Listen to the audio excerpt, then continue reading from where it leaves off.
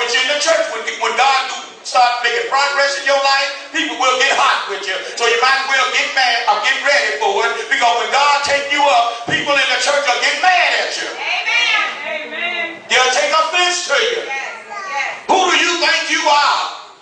I've been here all this time. Let me go ahead. Watch out. Go ahead, read. A prophet Prophet. is not without honor, but in his own country, and among his own kin, and his own house. And he could there do no mighty work, save that he laid his hands upon a few sick folk and healed them. You ever read that about a prophet's not without honor? What Jesus was saying is that just because I'm at home, I'm still a prophet. You're supposed to honor me. Just because you know me don't mean you don't honor me. That's right. Amen. Amen. That's right. And sometimes people look at your gift and then they'll look at you and say, well, I know you, and they're this, but you still got to honor the gift that God has put in that person. Am I right, y'all? All right, all right. So Jesus said, I ain't just supposed to have honor outside of the country. I'm supposed to have honor, amen, in my country and at home with my family. Amen. Amen. When I'm in my house, that's my wife, but I'm also her pastor. All right. Go ahead. What did he say from the last verse? I'm talking about. Yeah, the last one. Number 6. Number 5. Last one. And 5. No, that's the last verse. I see a 5. 1 through 5. And he could there do no mighty work, save that he laid his hands upon a few sick folk and healed them. Destroyed unbelief. Jesus couldn't even do work in his own house or in his own country because of unbelief. Here Jesus is healing the sick and raising the dead, but soon as he got home, amen, they don't even know who he is.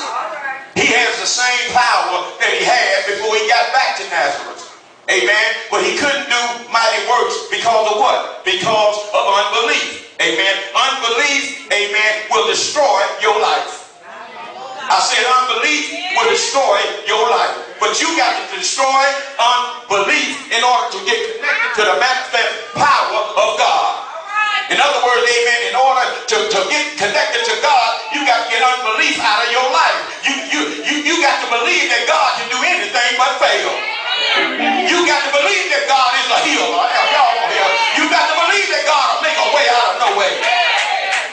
There's a difference between unbelief and people that doubt. A doubter will say in his heart, I wonder if it could be. A statement of doubt are negative in tone, but they still contain an element of questioning. A doubter is genuinely seeking an answer. And when they find the answer, they'll go along with an answer because they seek it after an answer.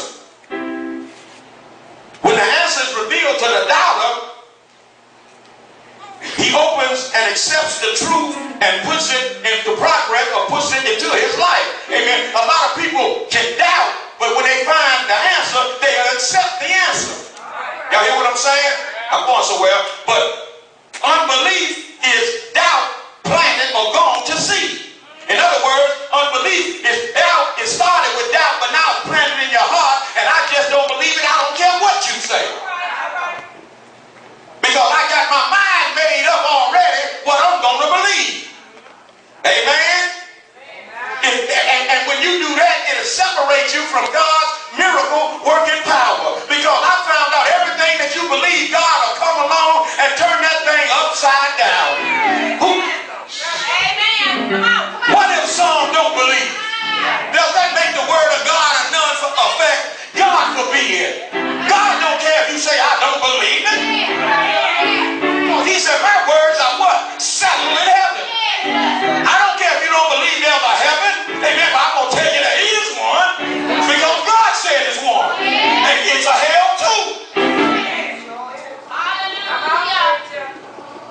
Because if you don't believe there's a hell and got unbelief in your heart, amen, you might not never find God. But somebody might doubt there's a hell, but when the word of God comes, they'll turn their life